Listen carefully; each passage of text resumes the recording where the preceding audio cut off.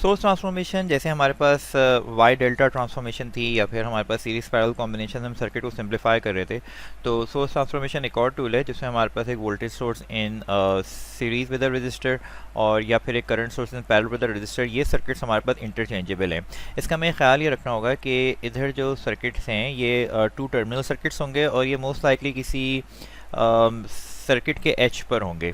ठीक है, जैसे ये वाला जो है इसको अगर मैं इससे रिप्लेस कर लूँ, ये वाली जो हम ट्रांसफॉर्मेशन है ये वहाँ पे बहुत यूज़ होगी जहाँ पे हमारे पास नोडल वोल्टेजेस हमें चाहिए होंगे और वहाँ पे कोई वोल्टेज सोर्स हो इन सीरीज विद रजिस्टर। तो सुपर नोड से बचने के लिए हम अगर ये ट्रांसफॉर्म कर लें तो वहाँ पर सिंपल नोडल टर्म्स की फॉर्म में इक्वेशन बन जाती है। ये इस तरह दोनों सर्किट्स बराबर हैं कि अगर हम point A to point B यहाँ पर अगर हम एक एम मीटर लगाएं और एम मीटर की रीडिंग देखें, एसेंशियली यहाँ पे एक शॉर्ट सर्किट करंट अगर हम देखें तो आई शॉर्ट सर्किट मेरे पास जो होगा वो वी एस ओवर आर के बराबर होगा। सिमिलरली अगर हम यहाँ पर इधर हम एक वोल्ट मीटर लगाएं तो वोल्ट मीटर में यहाँ पे मुझे रीडिंग जो आएगी वो मेरे पास आएगी आई एस इंटू आर इधर। डैट मीन्स के यहाँ पर, और अगर मैं इधर एम मीटर के बजाय यहाँ पे मैं ओपन सर्किट वोल्टेज अगर देखूँ, यानी कि एम मीटर को यहाँ से हटाकर इधर जो है इस वाले सर्किट में हियर यहाँ पे अगर हम इधर जो है वी एस है और यहाँ पे आर है और यहाँ पे अगर हम एक वोल्ट मीटर लगा के देखें तो मेरे पास जो है यहाँ पे रीडिंग जो होगी वो वी एस के बराबर ही होगी। डैट मीन्स क्योंकि volt meter internally open circuit होता है, आर में से कोई करंट जाएगा नहीं तो इसमें कोई ड्रॉप भी नहीं होगा। जब कोई करंट नहीं है तो यहाँ पर इस रजिस्टर में जब कोई आई करंट नहीं है, दैट मीन्स कि यहाँ पे जो वोल्टेज होगा वही वोल्टेज जो है वो मुझे यहाँ पे मिलेगा। सिमिलरली अगर हम यहाँ पर वोल्ट मीटर को हटाकर इधर जो है रजिस्टर और इधर जो है हम यहाँ पे एम मीटर लगा लें, ठीक है, प्लस माइनस यहाँ पे अगर हम एम मीटर लगा लें तो यहाँ पे आर था और इधर हमारे पास आई एस था, लेकिन एम मीटर हमें पता है कि वो इंटरनली होता है शॉर्ट सर्किट। डैट मीन्स कि जो भी करंट होगा वो पूरा का पूरा यहाँ से जाएगा तो एम मीटर की रीडिंग जो होगी वो मुझे आई एस के बराबर ही मिलेगी। डैट मीन्स के यहाँ पे ये जो नेटवर्क्स हमने दो बनाए हुए हैं ए और बी टर्मिनल्स पे सेम हमें वोल्टेज करंट रिलेशनशिप मिलेगा। वो उस सूरत में पॉसिबल है कि वोल्टेज सोर्स के साथ सीरीज़ में रजिस्टर हो और या फिर करंट सोर्स के साथ पैरेलल में रजिस्टर हो। और इसमें इस बात का ख्याल रखना है कि अगर रजिस्टर नहीं है तो फिर ये ट्रांसफॉर्मेशन पॉसिबल नहीं है। दूसरी चीज़, वोल्टेज सोर्स के साथ सीरीज़ में ही रजिस्टर होना चाहिए। वोल्टेज सोर्स के साथ पैरेलल में अगर रजिस्टर आ गया, इस तरह का अगर कोई सर्किट हमें दिखाई दे रहा है, ये सर्किट ट्रांसफॉर्मेबल नहीं है। सिमिलरली अगर हमारे पास कोई करंट सोर्स के साथ सीरीज़ में कोई रजिस्टर आ गया तो ये वाला सर्किट भी ट्रांसफॉर्मेबल नहीं है टू अ वोल्टेज सोर्स। इसमें बस ये याद रखना है कि करंट सोर्स के साथ सीरीज़ में रजिस्टर होगा और वोल्टेज सोर्स के साथ जो है वो करंट सोर्स के साथ पैरेलल में रजिस्टर होगा और वोल्टेज सोर्स के साथ जो है वो सीरीज़ में रजिस्टर होना ज़रूरी है, जब ये आपस में ट्रांसफॉर्मेबल होंगे। और इसका जो रिलेशनशिप होगा वो simple V equals to I R या फिर I equals to V upon R से हम इसको चेंज कर पाएंगे। और जैसे यहाँ पे रिलेशंस गिवन है आप बुक में। इसके बाद डिपेंडेंट सोर्स में भी एग्जैक्टली यही मेथड लग सकता है कि हमारे पास डिपेंडेंट सोर्स है, अगर वो वोल्टेज सोर्स है that can be converted to a current source. अब ये जो भी यहाँ पे जैसे इधर जो है जो भी करंट होगा इनटू आर हम कर लेंगे तो वोल्टेज आ जाएगा। अब इसमें कोई भी टर्म लिखी हो, कैसे भी लिखी हो, जस्ट मल्टीप्लाई बाय रेजिस्टेंस, तो हमारे पास ये वोल्टेज आ जाएगा। अगर हम इस वोल्टेज डिवाइड बाय आर कर लें we will get this current, जिस फॉर्म में भी ये वोल्टेज लिखा हुआ। और इसमें इस बात का हमें ख्याल रखना है कि यहाँ पर डिपेंडेंट सोर्सेज में या इंडिपेंडेंट दोनों में, इसमें हमें ना डायरेक्शन का ख्याल रखना है। डायरेक्शन ये कि यहाँ पे प्लस साइन है तो इधर जो है इसी से करस्पॉन्डिंग जो है वो एरो हेड लग रहा है, और यहाँ पे माइनस साइन है तो इसके करस्पॉन्डिंग यहाँ पे एरो टेल लग रही है। तो इसका डायरेक्शन का हमें ख्याल रखना है कि करंट की डायरेक्शन जो है वो किस तरफ होगी अगर हम वोल्टेज सोर्स से करंट सोर्स में ट्रांसफॉर्म इसको कर रहे हैं। इसके बाद जो है इम्पॉर्टेंट चीज़ एक तो ये है कि हमारे पास रेजिस्टेंस का होना मस्ट है, ये जैसे भी पहले थोड़ी देर पहले बता दिया गया।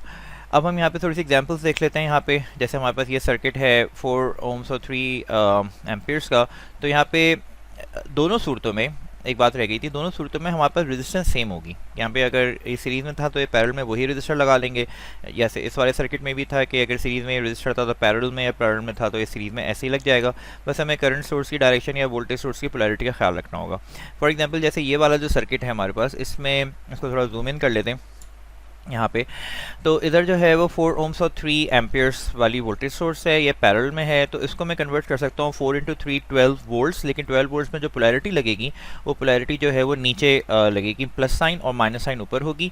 4 ओम का रजिस्टर उसके साथ सीरीज़ में लग जाएगा। अब ये जो 4 ओम का रजिस्टर है जिसको आप सीरीज़ में लगाएंगे तो इसमें ये आपकी मर्ज़ी है कि आप जो है से यहाँ पे लगा के दिखाया गया कि 4 ओम का जो रजिस्टर है ये जो है इधर ये वाला जो रजिस्टर है ये आप यहाँ पे भी लगा सकते हैं और ये वाला रजिस्टर यहाँ पे भी लगा सकते हैं, कोई फ़र्क नहीं पड़ता।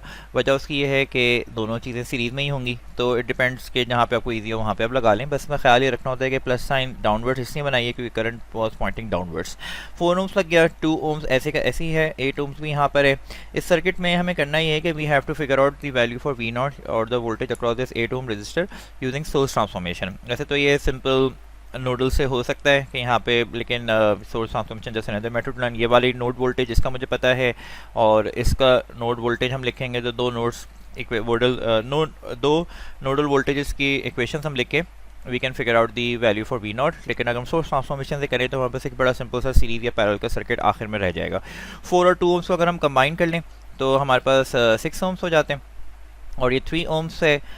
ये वाली जो सोर्स थी 3 ओम्स और 12, तो 12 डिवाइड बाई 3 तो 4 एम्पियर्स, ये जो है ये पॉइंटिंग अपवर्ड्स हमारे पास हो जाएगा और ये 3 ओम्स यहाँ पे एज इट इज़ आ जाएगा पैरेलल में। तो हमने यहाँ पे इस वाली सर्किट को, जो ये वाला सर्किट था, इसको हमने इस सर्किट से रिप्लेस कर दिया है। सिमिलरली हमारे पास जो ये वाला सर्किट था इसको हमने इस सर्किट से रिप्लेस कर दिया है।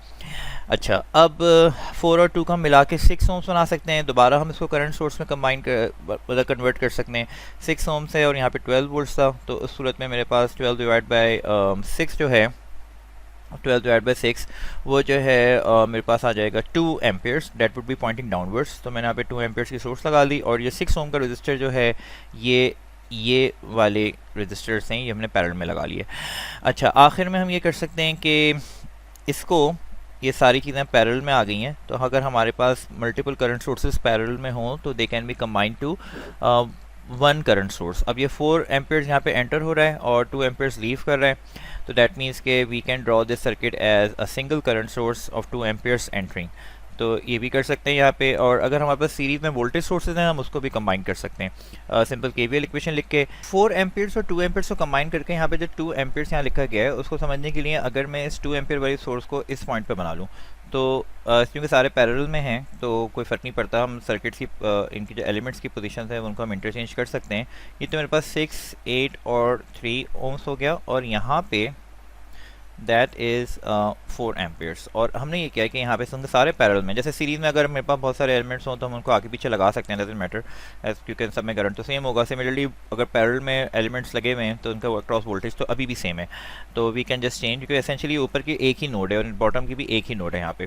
तो दिस इज़ लाइक 2 एम्पियर्स। तो अगर हम यहाँ पे इस वाले पॉइंट पे अगर हम KCL इक्वेशन लिखते हैं तो भाई यहाँ पे जो है इधर जो है यहाँ पे हमारे पास जो करंट होगा वो 4 एम्पियर्स है और इधर जा रहा है वो 2 एम्पियर्स जा रहा है। तो यहाँ पे कितना करंट होगा, ज़ाहिर है 4 एम्पियर्स एंटर हुआ, 2 एम्पियर यहाँ से लीव कर रहा है, 2 एम्पियर यहाँ से सॉरी क्वेश्चन मार्क यहाँ से लीव कर रहा है, ऑब्वियसली कितना हो जाएगा, ये 2 एम्पियर्स ही हो जाएगा।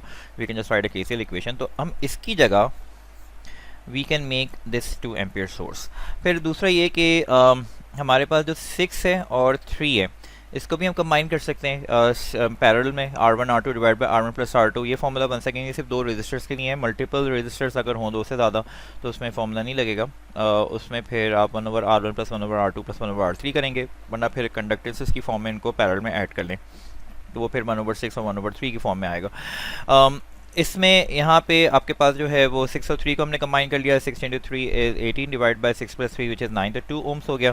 तो ये जो 2 ओम्स वाला रजिस्टर है ये हमारे पास क्या कहते हैं कॉम्बिनेशन है 6 और 3 की। अब हमारे पास ये 8 बच गया। We have to figure out I, simple current divider rule अगर हम लगा लें तो I equals to the other resistor divided by this resistor 8 + 2 × 2। अब जो भी इसका आंसर आ गया ये आई का आंसर आ गया। अगर मैं इसको आई मल्टीप्लाई बाय 8 ओम्स कर लूँगा तो I will get the value for V not.